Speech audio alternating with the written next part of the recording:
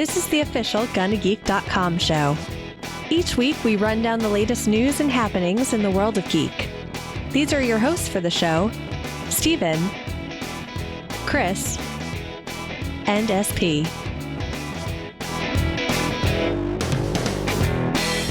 Welcome to an all-new episode of the official GonnaGeek.com show. I am Steven John Drew, and I am pleased to say Chris Farrell's here. Who's that? I'm Willie Nelson. Also joining us is the real Chris Farrell. It's SP.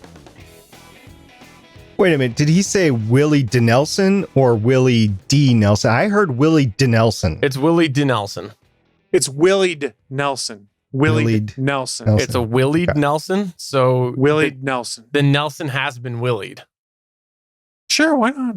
You know that Willie, some people call something that, hey? What? You can figure out the rest, Chris Farrell. What? Yeah, I'm confused.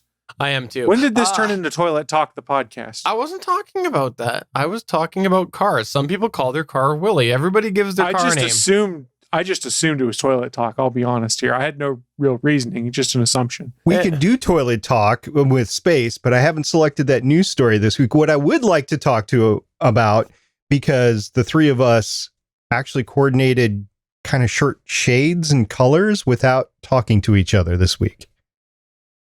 I'm going to pop my collar like I did last time because I looked super DBE and I really liked it. And Chris apparently is not a pop collar guy. Support gravity. Don't pop the collar. There we go. If you would like to pop your collar, you can get in touch with us through any of the ways. It's at the Chris Farrell on Twitter. You can email chris@GonnaGeek.com or head on over to facebook.com and find Chris and send him a message. Let's go ahead and move on to the news.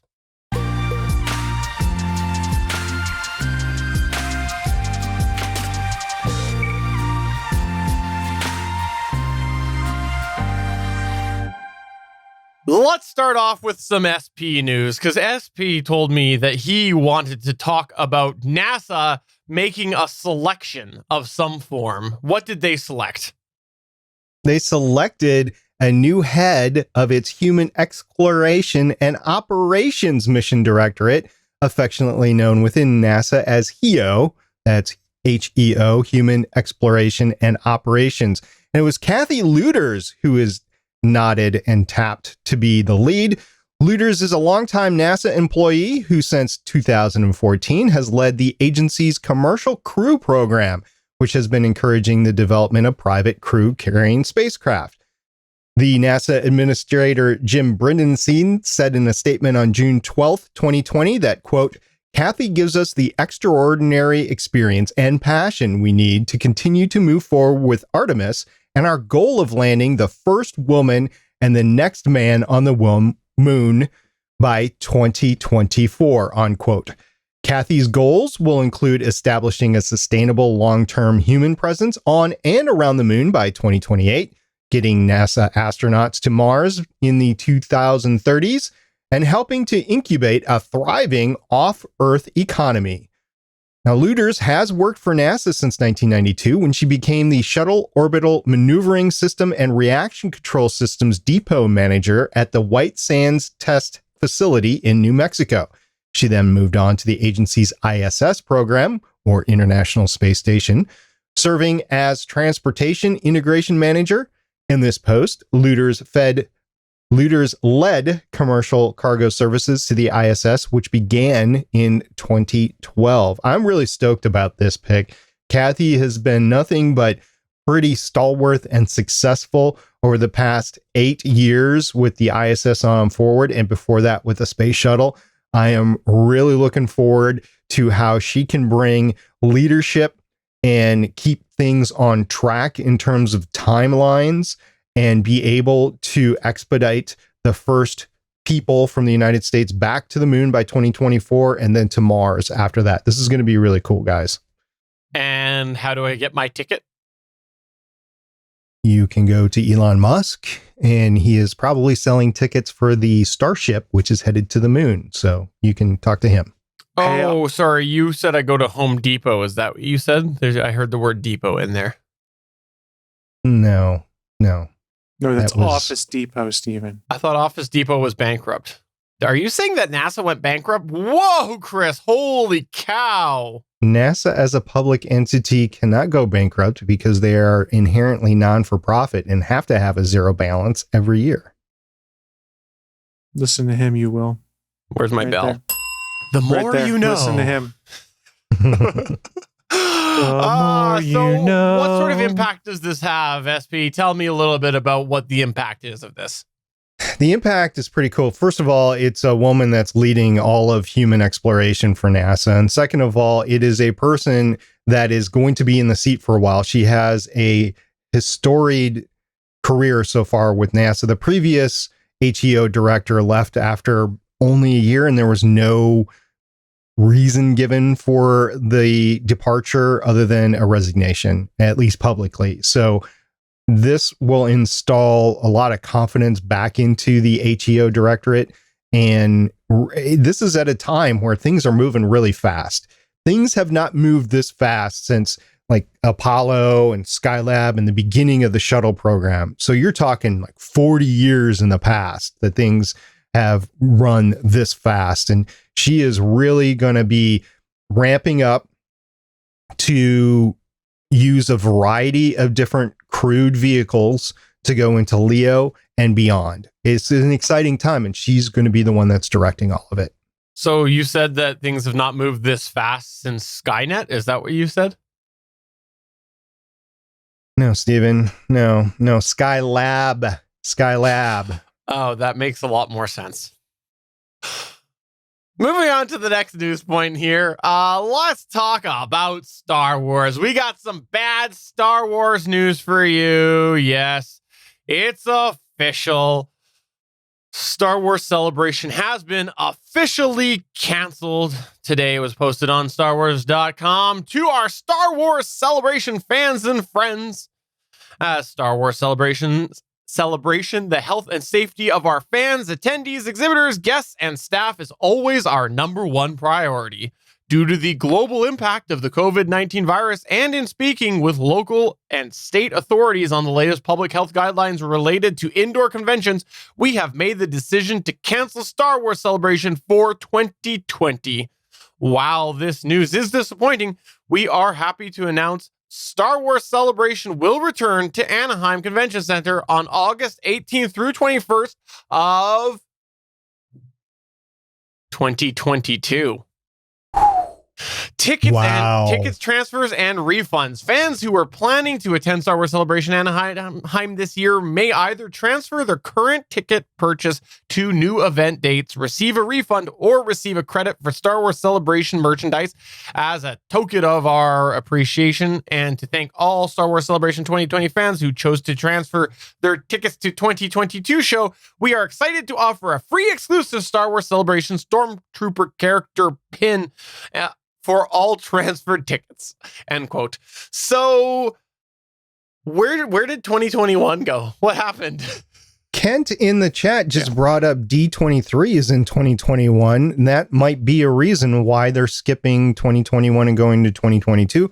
Also, Disney and Star Wars could be banking on the uncertainty lasting a little bit longer, and they don't want to lose any more money going into the next celebration.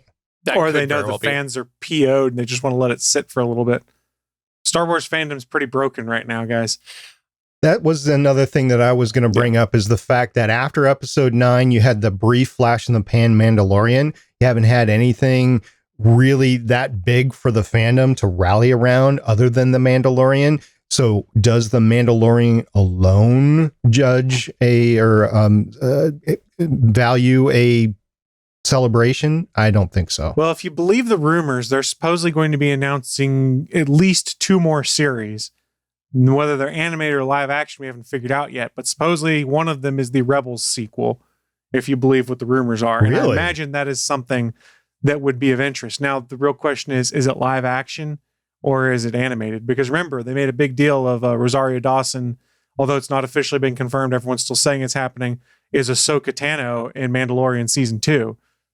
And they're arguing that could be used to set up the Rebels spinoff with a live action Ahsoka, live action Captain Rex, because Tamura Morrison's appearing in Mandalorian also as Boba Fett. He could presumably also be Captain Rex.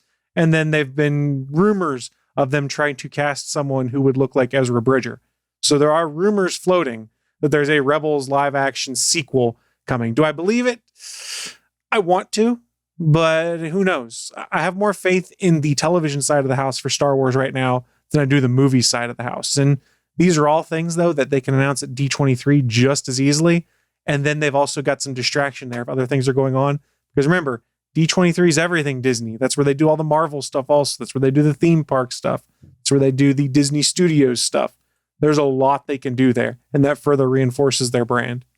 Also, I have a bit of a thought here as far as what they are probably deciding in regard to D23 versus Star Wars Celebration.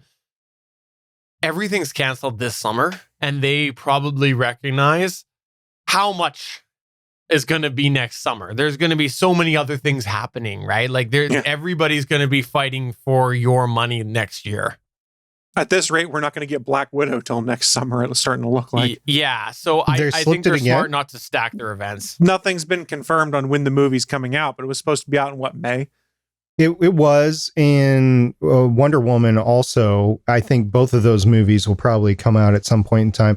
I postulated this before on this show and on Legends of S.H.I.E.L.D. Unless they go to some sort of home release where they can count that box office and they can do it in a way where they can bilk people for multiple showings and that sort of thing, I think it is to their interest to push off big blockbusters like Wonder Woman with Warner Brothers and Black Widow with Marvel/Disney to a time where everybody feels safe to go back to the theater, because they want big records with those movies, with those big huge blockbuster movies. They don't want to 125 million like for the total showing. They don't want that. The first big thing we've got coming back to the theaters is Christopher Nolan's Tenet movie, which was supposed to be mid-July. I think they pushed it back 2 weeks.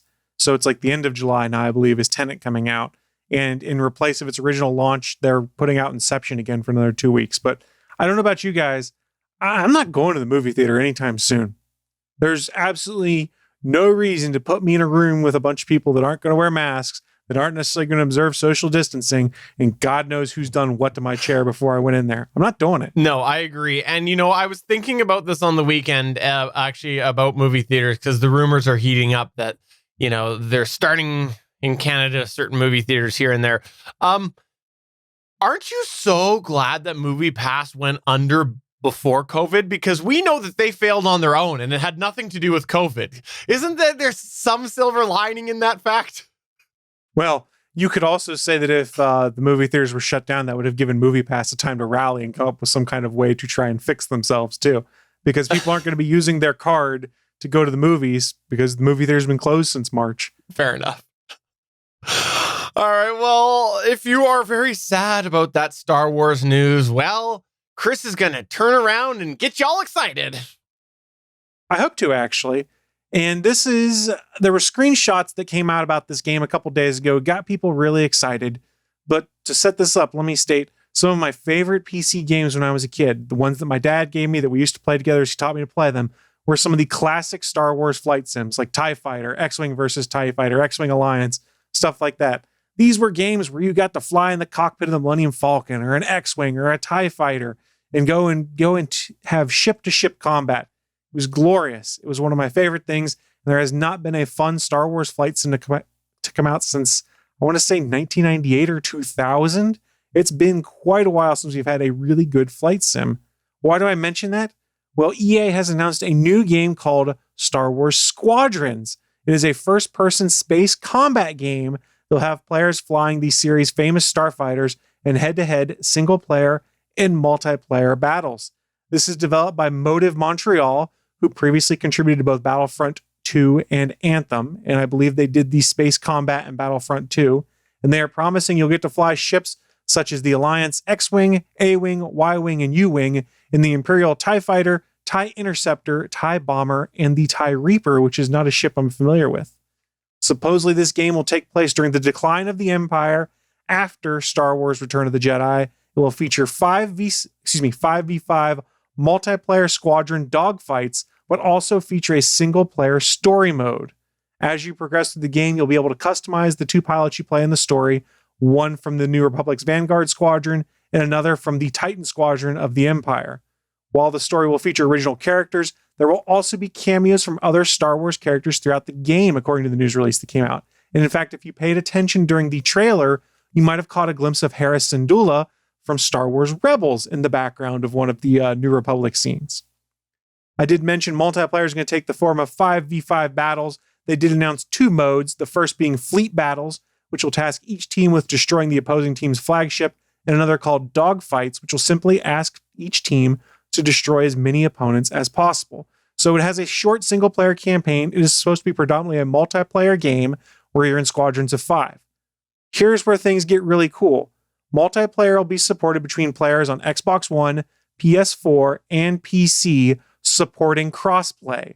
Meaning if your buddy has a PS4 and buys Squadrons and you're on your PC or Xbox, you can play together and be on the same team.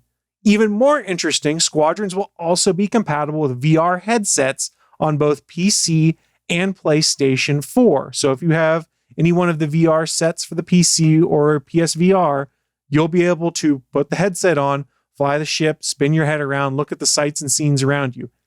Pretty cool stuff. Star Wars Squadrons is set to be released on Xbox One, PS4, and PC. It'll be in the Steam Store, Origin Store, and Epic Games stores on October 2nd for the price of $39.99. Now, EA has yet to announce whether it'll be offering a next-gen version of Squadrons for the upcoming PS5 or Xbox Series X this fall, but don't forget, if you get one of those next-gen consoles, they are supposed to be backwards compatible with all current-gen games, so you will still be able to play Star Wars Squadrons on your next-gen console if you get one this holiday season. But flight sim game. I love flight sims. I'm totally in. I want to fly X-Wings and blow up TIE fighters and get into multiplayer battles with my friends. It is going to be fantastic. It's going to be fun. I do not like Electronic Arts a lot of the time, but damn, they sound like they finally might have gotten another Star Wars game that works, because they have not been doing well with the Star Wars license. Okay, do you think that there might be a cameo from CC-1010? Do you know who CC-1010 is? Who is CC-1010? CC-1010 is Commander Fox, and I just think that that'd be cool if there was a Star Fox in there. That's just what I think would be cool. Who? Are you trying to cross like No. Star Fox as in Fox McCloud? I just had a look because I wanted to make the Star Fox joke, and I was pretty sure that somewhere along the way, someone was going to be named Fox in Star Wars. So I Googled Star Wars Fox, because let's be honest, Star Wars is very cliche. So I did see, apparently there was a CC-10 named Fox, was a clone trooper officer who served as the clone commander of... Anyways, it was Clone Wars. Steven, he's dead. How would he show up in a game set post Return of the Jedi? Are you sure that they're not going to bring back random characters just for fan service? You're going to be able to pay for that to get that. That's going to happen. Well, I mean, they did in Rise of Skywalker, but that's neither here nor there. It's going to happen. So, Chris, when can I fly the Viper Mark II in this game?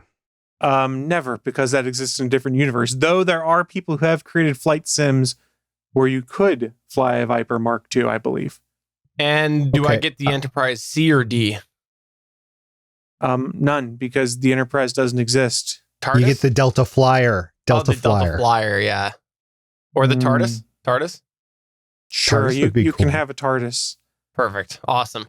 You heard it here first on the official Kinda Geek Show. Chris says that there'll be a TARDIS. No. I said you can have a TARDIS. You need to figure out how to get it in the game. That's not up to me. Okay, all kidding aside, crossplay, so exciting. It's so nice to see more of this happening. That needs to happen more and more. We've seen it with Fortnite and a few other things, but this should be the norm. It shouldn't be you're locked into your ecosystem because you decide to buy this console. I wish we would have had crossplay with Defiance back in the day. I know it was an Xbox exclusive, but then they went out to PC. I wish they would have had it for that, and I wish they would have had it for Mass Effect too.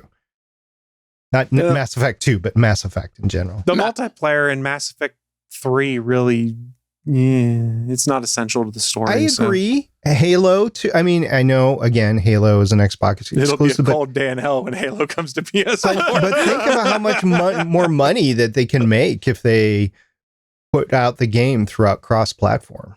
Well, I mean, and if you go and look at some of the things that's been said, Phil Spencer, who's the head of the Xbox Games division, has said his belief is you should be able to play a game across with everyone. It shouldn't matter what console you're on. And it has arguably been Sony that has dug their heels in the most because they had the competitive advantage. I understand why they would do that. They're outselling consoles 2-1. Whereas the competitive advantage, why should they make it so that you can buy an Xbox but still play games with people on PlayStation? Other than that's how it should be, but there's no reason they have to do that. By the way, I cannot find an Xbox One X for sale right now. I would have to go to the secondary market and get it. Apparently, they were just on sale for like $2.99 last week, and then part of the reason.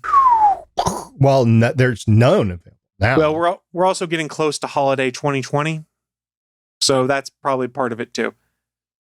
Speaking of holiday 2020, I just thought of something. I wonder if we're going to still get Amazon Prime days this year. They pushed it to September, I think they said. Did they? Whew, that's always good.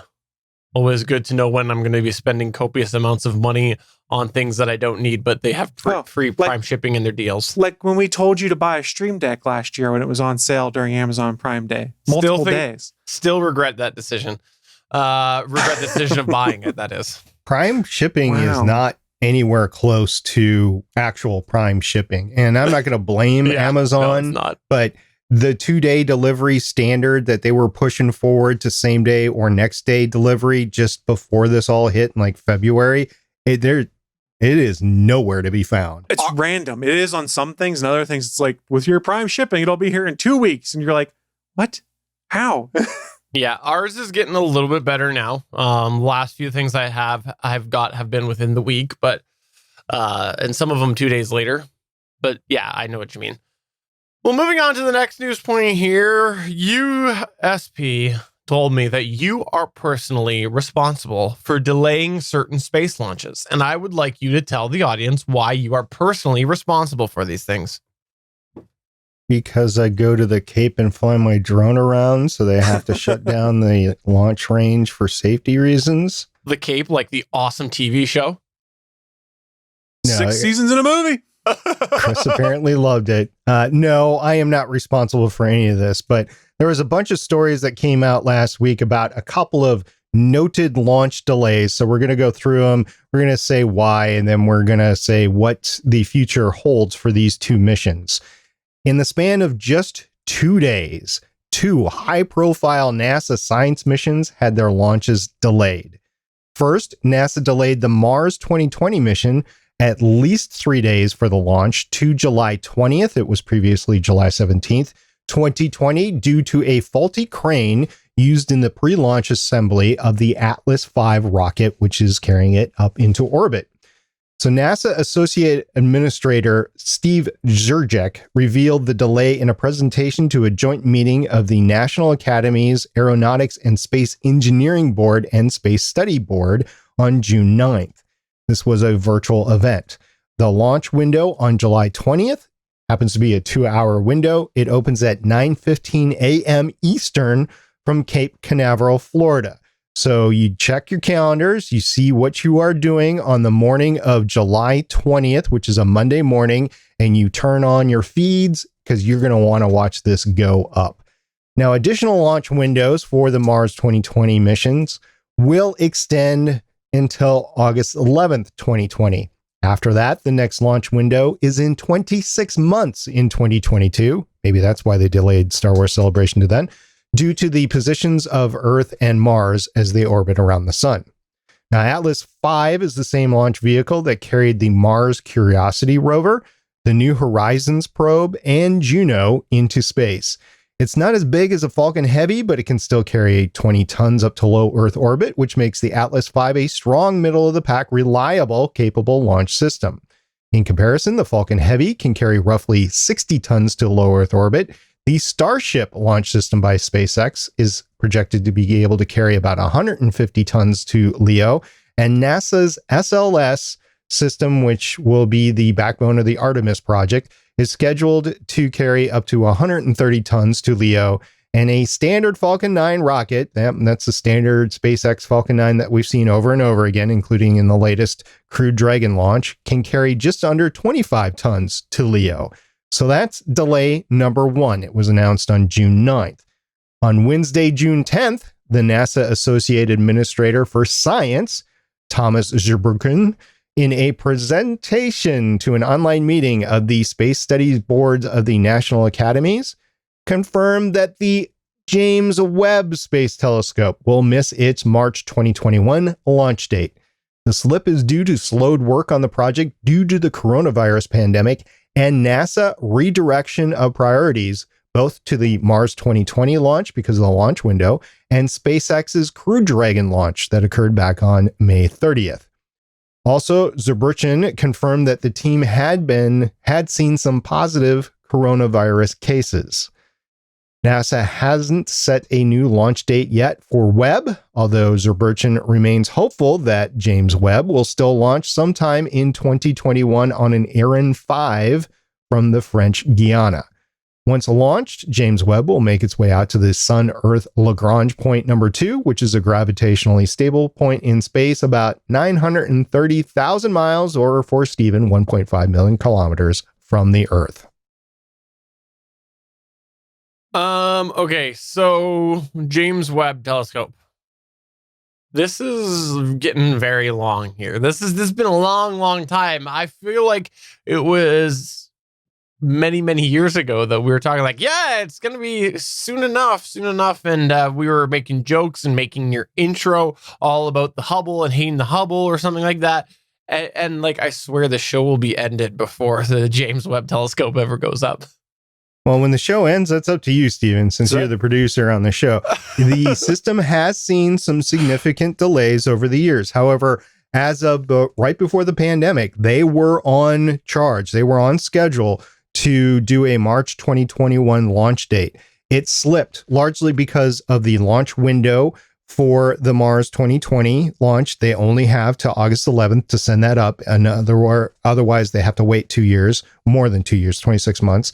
And they wanted to get that crewed space tug up to Leo. They wanted to be able to disinvest from Russian use of the Soyuz. So those were the two big things that NASA wanted to do this summer, and other things like the Webb took a back seat. Webb will still make it up, but it doesn't have a dedicated launch window that it has to go up in, and nothing in NASA's road to the Mars or the moon depends on it. So those were the two key linchpins of things that just had to happen. So NASA put its focus on that rather than the Webb. So what I'm hearing here is the Hubble has gained sentience and is delaying the James Webb launch by screwing with things. If the Hubble is responsible for this pandemic, that thing should be fired upon and exploded by a nuclear weapon. Hubble's in charge. You can't fire nukes in space right now. There's a treaty, isn't there? There is, but if it's in charge, if it's the cause of this pandemic, Hubble's coming down one way or the other. Oh, it's not the Hubble that's in charge. It's a time traveler who came from the year 3000. I'm going to comment here that I think that it makes total sense, and that astronauts have needs, and if we have to focus on allowing a space tug, that's where we should place our focus. That's what SB said, space tug. What? Moving on to the next news point here. What? Chris, come on. You know you heard it. I saw you smile. I don't know what you're talking about.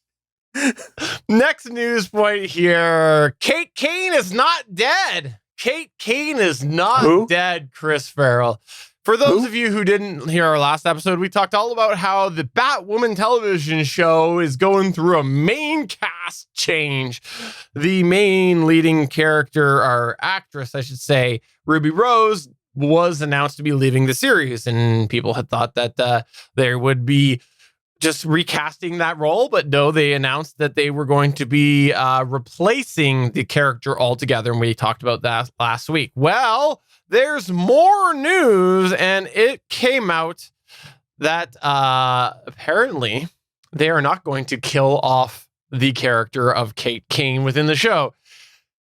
Showrunner Caroline Dries on Wednesday made it clear that Ruby Rose's character would still be alive, but just be exiting this series in addition to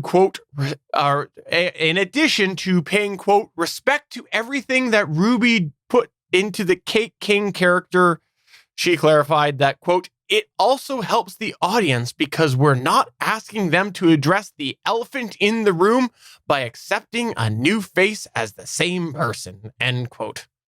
What about the elephant in the room of WTF happened to Kate Kane to make her disappear in the off season? I know, this is ridiculous. This is like, I think this is stacking up to be their one of the biggest mistakes in Arrowverse in a long time, and that's saying a lot. There's been a lot of I was going to say, really, the biggest? I think it's going to be up there for sure, even with the terrible season that was Legends of Tomorrow this past year. I think this is looking horrible because they're sitting here trying to make an excuse about how the audience is going to be an elephant in the room. The audience is going to have troubles accepting that. No, we're going to have troubles accepting the fact that you built an entire season revolving around one specific character, not around an actress. You did an entire show around one specific character and you're removing the character. That's the trouble that we're going to have. This is an audience of a comic book TV show that are generally used to crazy, weird body swaps or different artists coming onto a book so their favorite character looks slightly different or things like that. It's comics. Characters' looks don't stay the same forever. You could totally just write it off like they did Iron Man 2 when Don Cheadle came in to be Terrence Howard and gives that throwaway line of, look, it's me. We're not going to talk about it. And just move on. Character that wasn't Iron. They didn't recast Robert Downey Jr. SP, I literally said it last week. Batman. Look at the movies. Batman. How many Batmans were there? Let me give you a better example because the Batman stories were not one connected story. They were. The 90s movies were. They were all connected. All of them were connected. No, the Schumacher ones were connected and the Burton ones were, and they tried to be like, oh, no, these exist in the same world. They didn't. Come on. No, they were, but they were supposed to be. That they were supposed to be a continuation. Right, and at least George Clooney and Val Kilmer were because of what's the name? Chris O'Donnell. Yes, so. I just said the Schumacher ones were connected, but they were supposed to be connected with the Burton one. Okay, neither here nor there. Let me give you the example of where comic fans have just kind of gone, "Oh, cool, that worked for a main character who's been in comic book movies up until today." Edward Norton to Mark Ruffalo as the Hulk. Norton had his own movie as the Incredible Hulk. Was too difficult to work with, and they put Mark Ruffalo in there for the Avengers, and everyone went, I think I like him more in the role. This can happen. It's comic book TV show fans. Yes, we nitpick stupid things, but they're going to be able to adjust to that. If it's, I get no Kate Kane, or I get a recast Kate Kane, I'm pretty sure they're going to go the recast route, most of them. Mm-hmm. I don't understand. It sounds like they took this as a personal challenge to figure out, how do we get around the fact that our lead actress left after a year when she was on contract for more, and we've built this whole world up and a crossover up and a relationship between her and Supergirl to do World's Finest, and now it's all out the window. This is just them doubling down and be like, we're smart enough, we can work our way through this. And I think it's going to crash and burn. And hopefully I'm wrong. Hopefully a year from now we play this clip back and someone goes, Chris, you effed that up. You weren't right. And I'll go, good. Yeah, I agree. I agree with everything that you said. And the other thing that I want to just toss in here right now is that I actually feel it's a bit of a cop-out to leave her alive. Because now you're having your audience accept the fact that we are dealing with, and let's put aside the comic book history because people are going to be like, oh, you should have read the comics. We have a TV show that revolved around the idea about Bruce Wayne's cousin coming in and being like, Bruce Wayne left. I need to go and fix this. And now you have another character coming and being like, well, Bruce Wayne's cousin left. Kate Kane left. So let's just go ahead and come in here and move into the Batcave again. Like, it's just like so a couple evolutions of who's going through the Batcave. What is it? Season 3, it'll be another person to just start renting out that Batcave. Like, I don't know. It's just on Airbnb. Times are tough, man. It's so bizarre to me. So weird. And I just think that they should have just done the recasting. I am dedicated to only say positive things about the CW Arrowverse on this show now. Can I remind you of something, SP? Yeah. I'm sure at some point your mother said, if you have nothing nice to say, don't say anything at all. So if you want to be silent right now, you're welcome. I do about this event. I will say this, if those that are listening to the show don't know, Chris and I used to do the Starling Tribune, which was on Arrow, and we also carried Legends of Tomorrow. Since the season finales, I have taken all of these series off of my DVR series recordings. So from now on, I will only say positive things about the CW Arrowverse. Why? Because other people might be enjoying them, and I don't want to detract from their enjoyment. You're on a show where we talk about geek culture and things that are good and bad. So I encourage you to speak your mind. If I had done a Star Wars podcast, I wouldn't be going after Kathleen Kennedy as much as I am, because I'm convinced that her poor leadership has led the IP to where it is today. With the CW Arrowverse, because I've done a podcast on it, and because I know that there are people out there that love these shows, I'm just not. I'm just gonna be I'm gonna do exactly what you said. If I can't say anything positive, I'm not going to say anything at all. Don't worry, Chris and I'll hold down the fort just fine. I thought you might. And I want to remind everybody, I am still watching these shows. I'm still watching many of them. I have gotten many discussions / debates with SP about different things. I have quite enjoyed this, and so I feel I've earned the right as someone who I'm not going to say that, because I think every person, whether they enjoy the show or not, has earned the right to comment whether or not they enjoy a show. I think that you're allowed to talk about a show you don't like, and you are welcome to voice your opinion on that. I think that people should be able to do that. However, as someone who enjoys the show, I want to say this is a load of crap. This is annoying, and I feel very, very, very disappointed. I'm disappointed with the decision. I wasted a year. That's what it comes down to. I've been disappointed by a lot in the CW Arrowverse, and I think that there's been some moves afoot to correct it, and I think there's something systemic that is holding it back, because somebody with a keen creative mind can come in, take the stick on the general storyline for this whole thing, and make everything great. Just make it wonderful. Make it the comic bonanza that it was. Chris, do you remember how excited we were going into Crisis? I mean, legitimately. I mean, do you remember how excited we were? Yeah. I mean, Crisis didn't let me, how do I put this best? Crisis suffered from the fact that many other things do, which is it got overhyped in my own mind too much, so it was hard to meet up with those expectations. I don't know bad. if it was just difficult to do that, because it's been done before. The Defenders. Now, you can say what you want about the Netflix Marvel stuff, but The Defenders was actually done pretty well. Crisis, on its whole, was done okay, but we expected a little bit more from that. Anyway, what I'm saying is we were all excited about Crisis previous to Crisis, and that was just 7 months ago. A lot has changed since then, though. I mean, Stephen Amell is gone. He's never coming back, he said. And, as hard as he's saying he's never coming back, I don't think he's coming back. And Flash has had their own upheavals. Batwoman's had their own upheavals. They've lost characters from Legends that didn't want to leave. There's a lot of things going on right now. And I'm not taking a shot. But as a fan, you look at it and go, what is going on right now?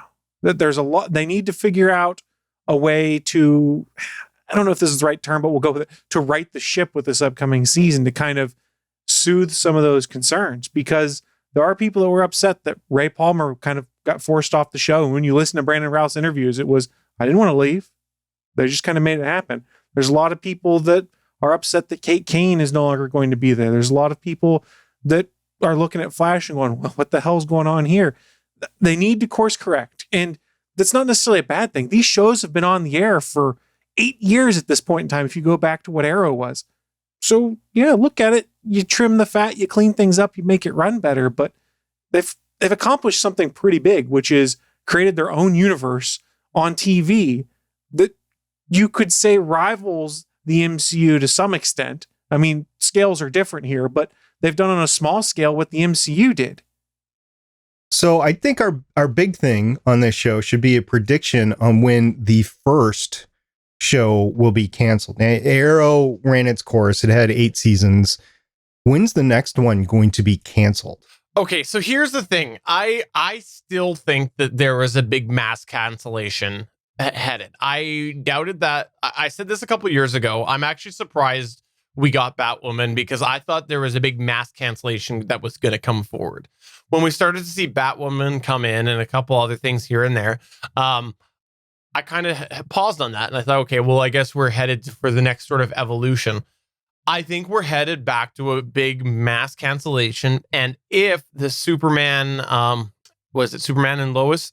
If that show is a success, I wouldn't be surprised to see everything else canceled and that introduce the next wave somehow. Batwoman's done with this season. That I'm calling it right now, because losing your lead actor after one season and trying to pivot who the show's about, that's tough to do. And I don't care how well you do it. There's going to be half the people that are watching that and be like, I don't care about this. I don't care about this new character. And it's tough to recover from. I'm not throwing shade at the writers or the production staff, anything like that. But they got hurt real bad when their lead actor basically said, nah, I'm done. I'm out. And then they have to try and figure out where to go from there. If they hadn't been renewed already, because the CW renewed it early, and this is one of the ones that was on the bubble or hadn't been announced yet, I don't know that it would have made it. And one thing you also have to consider right now is pandemic-related kind of things. It's really tough for new shows to get set up, do pilots and things like that. The pandemic may actually save some of these shows because there's no pilot season really going on anytime soon. The fronts were in May, usually, right? Yeah. Yeah. And that might keep it alive. The weird thing is, it sounds like from what they've said, they're going a whole new person introduced into the leading role rather than, which could be argued that would be a cop-out, but rather than promoting somebody else, which is another weird thing. Like, they are casting a new character that is not in the comics, is what the implication was. It's just odd to me. I agree with you. Like, if I was a betting man, I would be with you on that, Chris Farrell, as far as betting on that. And I think Legends is toast, not because it's not quirky and weird, but more because they're bleeding off the more expensive people. And I'm not sure how you keep one-upping the weirdness each season. Mm-hmm. And even the people that they had bled off, that actually has a big following, and the changes in the characters that they've done, I can't watch it anymore personally. I took a break after Arrow ended. I haven't gone back and watched it. You made a smart decision. I said I was going to. I should have. Steven, you're right. I was wrong in trying to continue to watch it, but I got sucked in to a few episodes and I was like, okay, like right after Crisis, there was a couple of great episodes from like The Flash and Legends of Tomorrow. I thought this is going to work out just fine. And then a couple months later, I was like, you got to be kidding me. And that is even without the shortened seasons, that the cliffhangers that were there. It was just, the writing was just not okay. I'm not going to blame the writers. The general storyline, it needs to coalesce. The showrunners need to come together with some sort of a kingpin, whether that's Berlanti or whoever. They need to decide where they're going to go with these shows. And then the showrunners need to make sure that the shows stay on that path. And that is just not being done for whatever reason. I think a lot of this season's goals and scripting and long-term plans got sacrificed to make Crisis happen. I know is that I believe that we should set up on the Gonna Geek site, and I can make this happen, a picture of the Justice League table that they had in Crisis, and we should start placing X's over all the different characters that were out there, because I feel like it's not going to be much longer and everybody will be gone. Oh yeah, I forgot Supergirl's still on. That's right. And that'll be delayed though, coming back. Yeah, that's true. And it was better this year, but was still not great. Who was on there from Arrow? Was it the daughter, Mia? No, they just had an open seat for Oliver that was left over. Okay. Yeah, they had nobody from Arrow.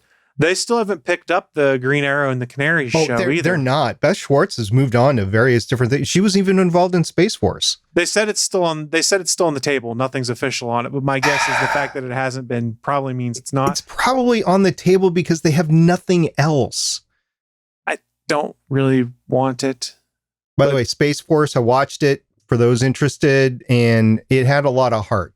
It was one of those shows that you could like, you could not like. Yeah. It had heart. I think it has potential. Space Force. I think they laid a lot of groundwork, much like The Office and other shows that the same showrunner did. The first season is generally not that great, and then it picks up after that.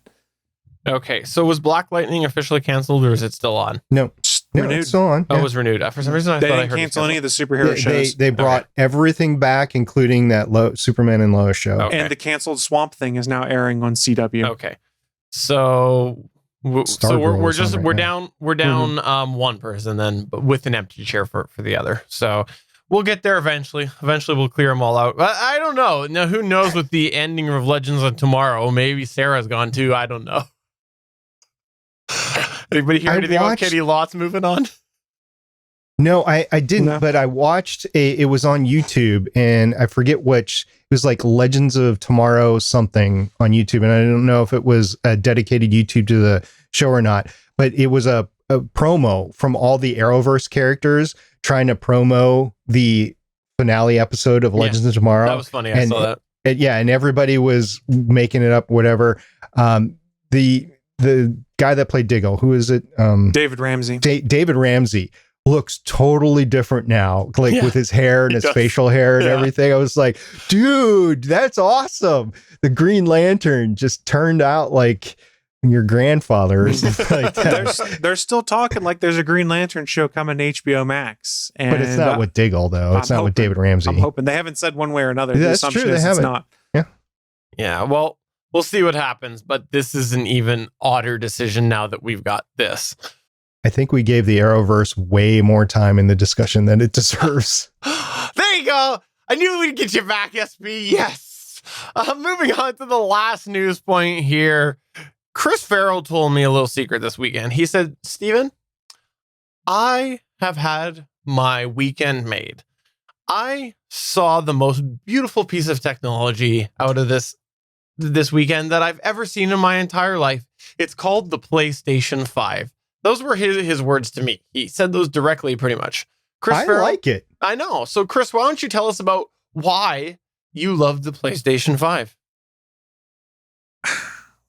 Okay, fine, whatever. I'll take the setup there. So the PlayStation 5 event was last week. We got our first look at Sony's next-gen gaming system, and at the very end, we got our first look at what the system appears to be, which is a fancy router, which you can compare to the mini fridge that is the Xbox Series X, because both these consoles have very distinctive, very different looks. And just as a quick aside, if you go on Reddit and a few other sites right now, there are folks that have taken the CD drive size and the USB port size to try and estimate what the size of the PS5 is compared to other PlayStation consoles and Xbox consoles.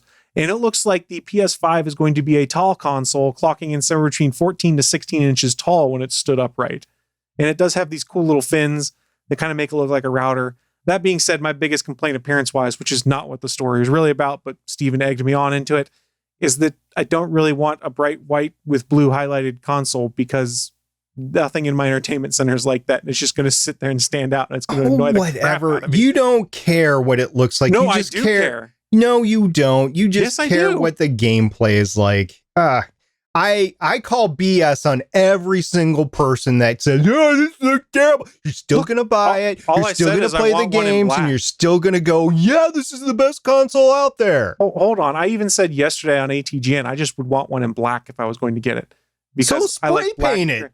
Yes, I'm going to spray paint my $100 console and void the Why warranty. not? People do mods all the time. And void their warranty on brand new hardware. That's a mistake. Well, so don't worry about it until the warranty's off, and then It's you can going spray to paint it whatever color you want. It's going to annoy the shit out of me.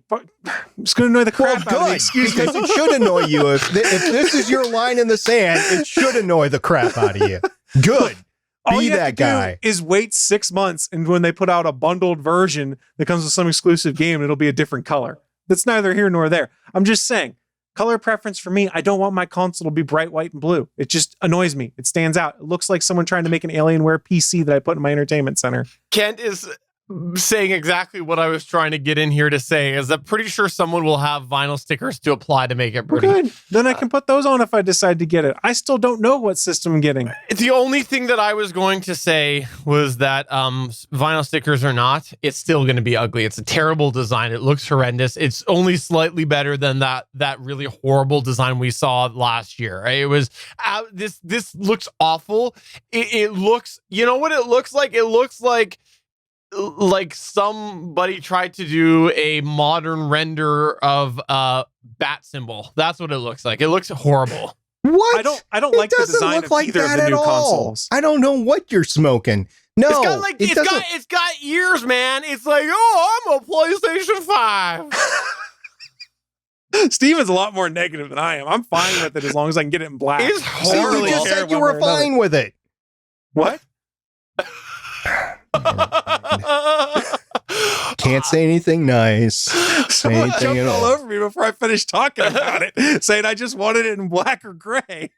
It looks weird. I don't care as long as it's black or gray. Do you want to know You're still going to buy it. If it comes with a Spider-Man game, you're going to buy it. I've already said I don't know what next-gen console I'm going to decide to buy, and I'm in no rush to go and get one. Oh, BS. As soon as there's a Spider-Man game, you're going to buy it. There's already a Spider-Man game announced for it that comes out at launch, and I'm still of the mind.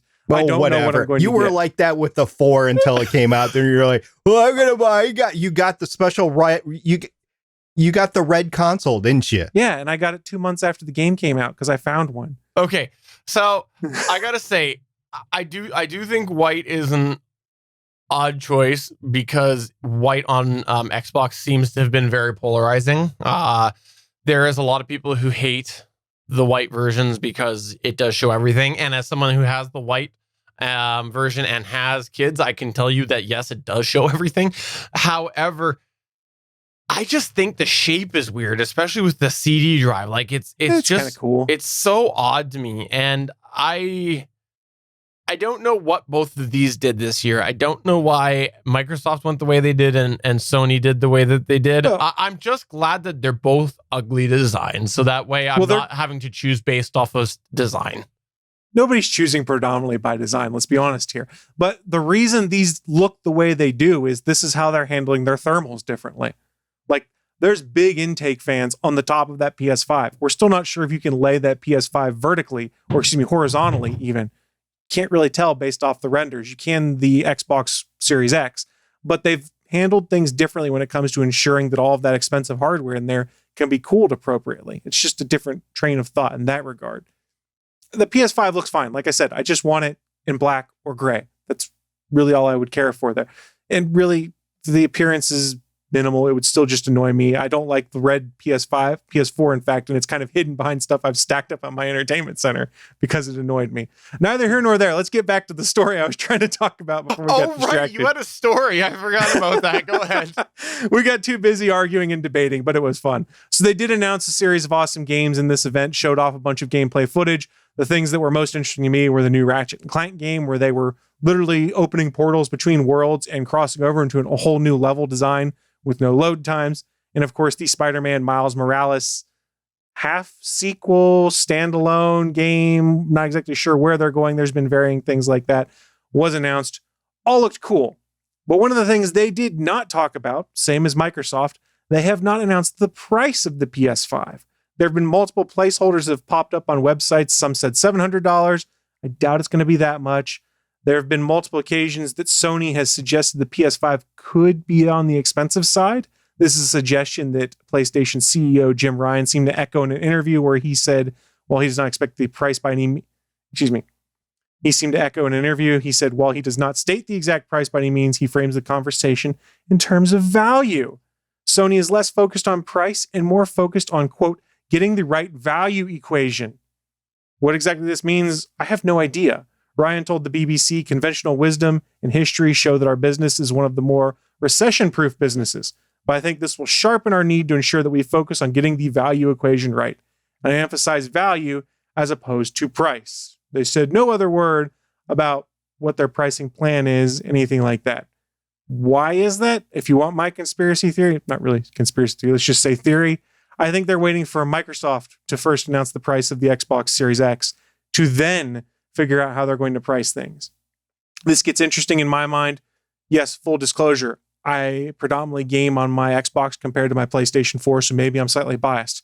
But why I think this gets interesting is there's been rumors that Microsoft may in fact sell the Series X at a bit of a loss and bank on their subscription services like Xbox Game Pass to make the system profitable in the long term. For those that aren't aware, Game Pass is their subscription service that's effectively $10 a month. That's an all-you-can-eat gaming service where they have hundreds of games on there that you just hit a button, it downloads, and you start playing immediately. So they might be banking on that. In addition to that, they also have another service called Xbox All Access service. And with this, you bundle an Xbox, the physical hardware, Game Pass, and Xbox Live for one monthly subscription fee. That fee varies depending on the kind of hardware you get. And I think it's $40 a month to basically rent to own an Xbox One Series X, not Series X, wow, the naming convention really is terrible on these. The current version of the Xbox is the most powerful that I'm screwing up the name on. Game Pass and Xbox Live, I think, is roughly $45 a month until you pay off the Xbox. So they may do something like that with the Series X, which makes it very interesting to see how Microsoft's price point may go and influence Sony. My personal thought, I think it's going to be somewhere between $400 to $500 or the elusive $399 because that sounds better on paper than $400. So that's my guess, the price point. I think anything much higher than that, especially in a period now where in the United States and various other countries, a lot of people aren't working. It's really tough to be like, oh, I've been unemployed, but I'm going to drop my $600 on a PS5 and go and play that. So my theory, $399, maybe $499 if they want to go really crazy on the PS5. But this is just my theory. I have nothing to back it up. It's just a guess. So my question for you guys, what do you think the price is going to be? And if you were going to buy a PS5, at what price point would you bite? Okay, so I'm actually in a different position now than I was the last time we talked about next-gen consoles because I have kids now that actually use them. So I would say around that $400 range would probably be what I'd be looking at. However, these ideas of a pay for it and get the service as well would be appealing to me and make me willing to go a little bit up because I do pay for the Game Pass. So I pay for Game Pass, and if it's giving me that baked in value and it's offsetting some of the costs as such, I would be willing to go up a little bit, especially if I don't have to pay it all up front. See, I think Sony would be very smart to emulate what they're doing with that Xbox All Access, where it's hardware, both the subscription online services for a flat fee per month until you pay off the console. That's an interesting play. I don't know how many people are actually using that service. Yeah, but it's interesting. But I think for 400 or so, I would say that we're probably gonna, I think we're going to see a $499 tag. I think that's what we're going to see even with the current climate. US wouldn't surprise me. Yeah. SP, how about yourself? I'm guessing it's actually going to come out at $499, and for a lot of reasons. They're not going to be able to make a lot of these. They've already said that. So there's going to be a limited amount of supply out there. The games are all backwards compatible, at least to start. They're going to want to eke out as much as they can. So there'll be a premium on it for a while at $499. Where would I opt this for? Now, I am trying to transition to all 4K, so maybe that has something to do with it. I am an Xbox household. I have mostly Xboxes. I have one PS4. I also have a PS3 in the workout room so I can watch Blu-rays, and I have a PS3 separate that I use for the outdoor theater for streaming and Blu-rays. And am I driven to get a 5 right away? No, not right away. Not unless they had some exclusive game that I had time to play for and that I wanted to play for. So I'm thinking I will wait until there's a sale, at least $399, probably $299 before I actually buy one of these. So it's going to be a while, unless the 4K just jumps out at me and says, SP, you need 4K on your 4K TV. I'm in the same boat as USB, and honestly, my back catalog is so big on other stuff I need to play on my PS4, my Xbox, and my Switch. There's really no compelling reason to be like, oh my gosh, I have to upgrade now. yes, PS5 and Xbox One Series X or whatever are backwards compatible. Things would look prettier, but not prettier enough that I feel like I need to drop $400 to $500 to go and make it look better. The only way you might get me considering it close to launch is if they were doing some kind of really good trade-in deal where it's trade in your current gen console and get, say, half, I think is still even not going to happen. Say half off on the console. Maybe then I'd think about it, because if you get the new Xbox, why are you going to want your old Xbox? Same thing, PS4 to PS5. The trade-in opportunities could be interesting, but I don't think it's going to happen. Those deals aren't going to be that good. GameStop's probably going to be bankrupt by that time. They're close now, yeah. Mm-hmm. COVID's not been good for them either, especially when it comes to the employees they've made come in too. I wonder how much cheaper the all-digital version is going to be. Probably $50 if I had to guess. That's similar to what Xbox did when they had the Xbox One S and the Xbox One. The only difference was the removal of a Blu-ray drive. I'm not willing to go get the CD then. Yeah, I'm not willing to go discless yet. Here's the although thing. I'm headed that way. For a lot of folks, the PS5 would be their only device that would play 4K Blu-rays. Right. That's the compelling thing there. Similar to when the PS3 came out, it was the first and arguably some of the cheapest devices to play Blu-rays. PS5 and Xbox Series X will play 4K Blu-rays. Well, all the Xboxes that are currently being made play 4K Blu-rays now, but neither here nor there.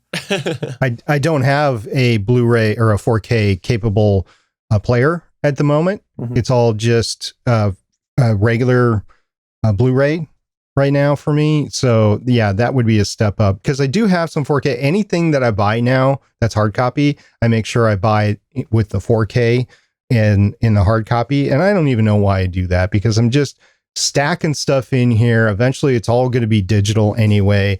You know, I'm in this mode where I'm going through my VHS tapes for the last time.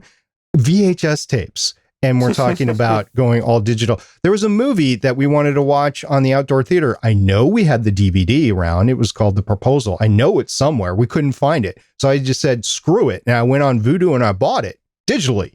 So yeah, that's the environment that we're in. Now, is The Proposal something I need 4K for? Heck, yes. No. Yes, Betty White. Thank you very much. There is a great Betty White scene in that movie too, where she's dancing with the stripper in there and everything. So yeah, Betty White was awesome in that movie, but I don't need to see her in 4K for that. No. Sure, It wouldn't even be real. It'd just be upscaled 4K too, That's true. because it probably wasn't filmed in anything but maybe 2K if they were lucky. Yeah. Well, we'll see what happens here. I think it's going to be an interesting ride over the next little while with the Xbox and the Xbox and the PlayStation. But that's going to go ahead and take us to the end of the show. Before we go, I'll just take a moment to plug and promote and do whatever we'd like to do. And I'll start off. I will promote Legends of S.H.I.E.L.D. podcast. I know I promoted it last week, but I do want to highlight right now. This last episode of Agents of S.H.I.E.L.D. was good, and had it not been for Legends of S.H.I.E.L.D. and the hype around Agents of S.H.I.E.L.D. and just, you know, such a good crew over there, I probably wouldn't have stuck through to episode 3, and episode 3 was pretty good. Episode 1 and 2, pretty, as JS used to say, poo-poo. But let's hope 4 matches what 3 was at and doesn't go back. We got some feedback from multiple listeners that was their favorite Agents of S.H.I.E.L.D. show of all time.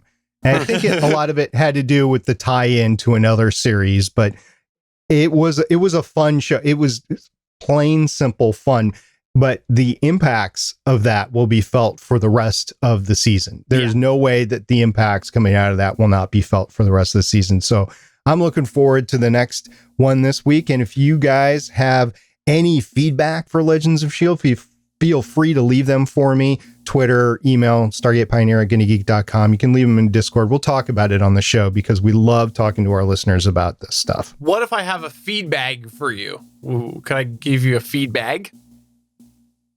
You could. We don't have the farm anymore, though. So I don't know what I'd do with it. Okay. Chris, is there anything you would like to plug or promote?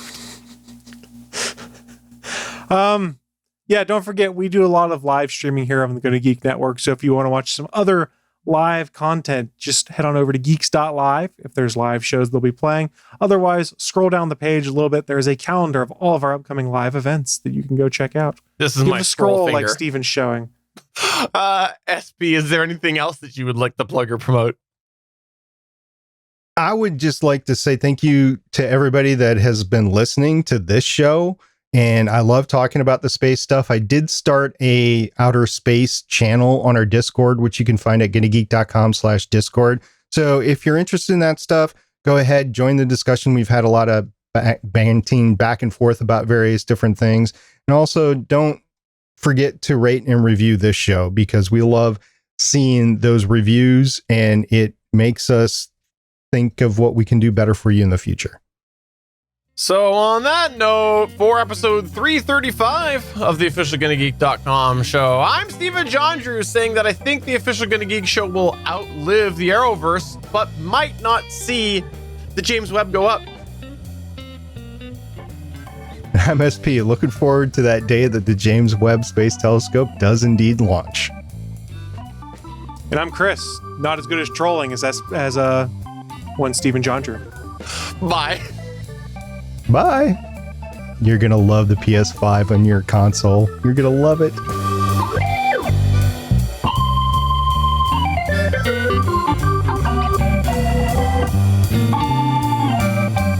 Thanks for checking out another episode of the official GonnaGeek.com show. If you like the show, please give us a 5-star review in Apple Podcasts or a thumbs up on YouTube. You can always join us for our live recording sessions, which stream Mondays at 8:45 p.m. Eastern at www.geeks.live.